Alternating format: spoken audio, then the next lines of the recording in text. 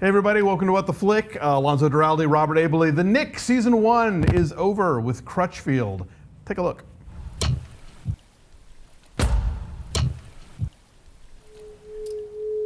In light of all that's happened here, I think it's time we bring this matter to a vote. All in favor of shuttering this place and moving the Knick uptown? Okay, so we missed several weeks of recap. So let's just talk about this series as a whole, because it's done. The first season is done, and it's an extraordinary show. And I think in 10 episodes, we have gotten to know this amazing range of characters. They've really put us into the kind of horrifying world of turn of the century, U.S. medicine. It's the best period show I've seen in memory, in terms of like evoking a time and not making you at any point feel like you're watching something manufactured. Right. And nobody looks like they've got like the 21st century 1900 hair. Yeah. And I think it partly has to do with the way Soderbergh shoots the show. He's not. It's not like they just like recreated a period but then shot it in the same way every TV show is shot. So it just has an incredible. Yeah, there's a look to it, the lighting, all that stuff. I mean, if you're flipping channels, you know exactly it's that show and nothing else. But yeah, they really, kind of took us to some interesting places at the end there. Obviously, the big one being, Dr. All the names are flying out of my head Thackery? now. Thackery, thank you. His cocaine addiction is out of control, exacerbated perhaps by the war in the Philippines that is keeping the opium supplies from funneling in. So, he's been driven to desperate measures, and finally has a full-bore breakdown with the whole trying to beat Dr. Zinberg on the whole blood type thing. Yeah, taking it to the paranoid levels where it's so funny. And Clive Owen is so good that I was actually convinced in his first rant that Zinberg was trying to steal, his ideas, and I was like, yes, go get him. And then you realize, no, he's just nuts now. He's high on cocaine. He's high, and and clearly Zinberg is just somebody who wants the best, wants everybody's work to be shared. Yeah, he believes in progress and early crowdsourcing. There you go.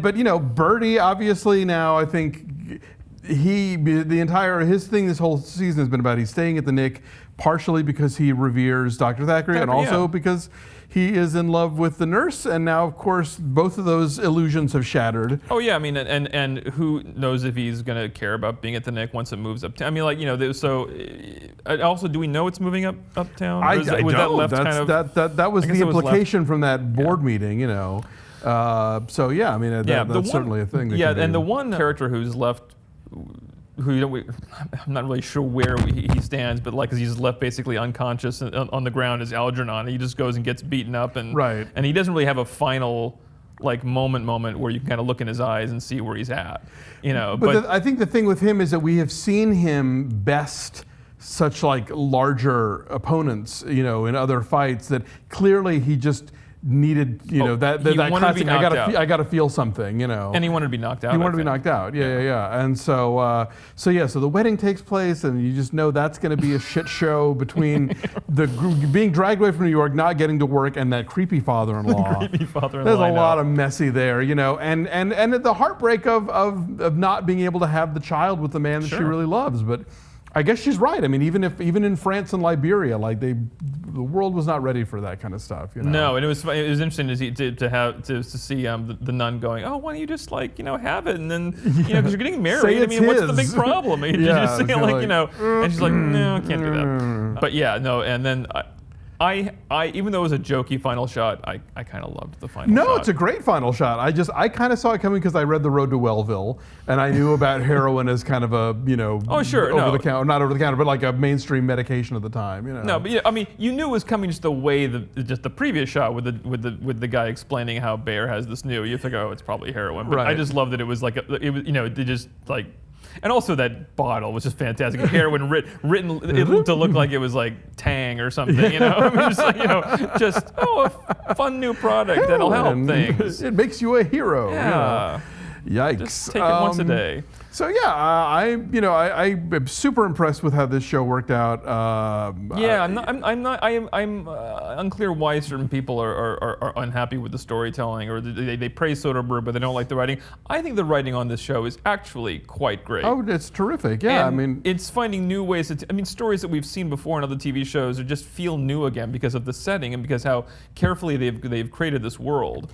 And just how they every so often you'll get a line that clangs a little like when Dr. Thackery says one of those new Nobel Prizes, But for the most part, they really kind of take it by the by of like, no, this is just what people thought back then. So when you've got John Hodgman saying, oh well, yes, I yanked all of her teeth out to avoid infection, and that was a real guy too. Oh, I'm sure it was. That was a real guy. I don't doubt it. That's what he really did. I mean, and yeah, the show Typhoid Mary was well brought in.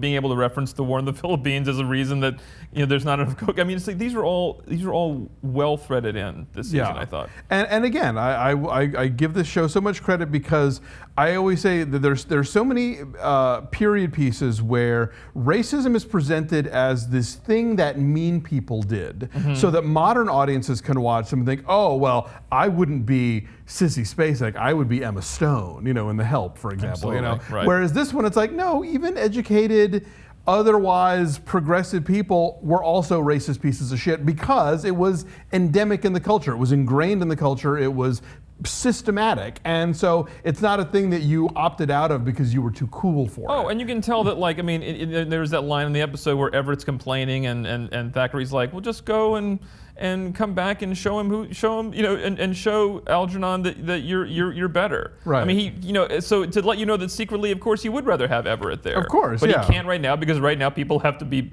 cured and important discoveries have to be made, and Algernon's the guy who can do it right now. Yeah, he's the one who's been moving forward while it's mercenary. Poor Dr. Gallinger has obviously had his hands full of stuff. He will be Dr. Gallinger now. I will not call him Dr. Asshole anymore because he's suffered enough, the poor bastard. Yeah, so, that was rough. Anyway, I can't wait for the Knick season 2. There is going to be one, right? That's already in the pipeline. He'll be shooting it early next. Soderbergh will shoot He's going to shoot the whole thing? the whole thing again, and I'm excited. All right, well, sorry that the recaps were a little spotty this time. It's been crazy scheduling everybody, but... I blame the cocaine. It is, yeah, and the heroin. So we'll catch you next time.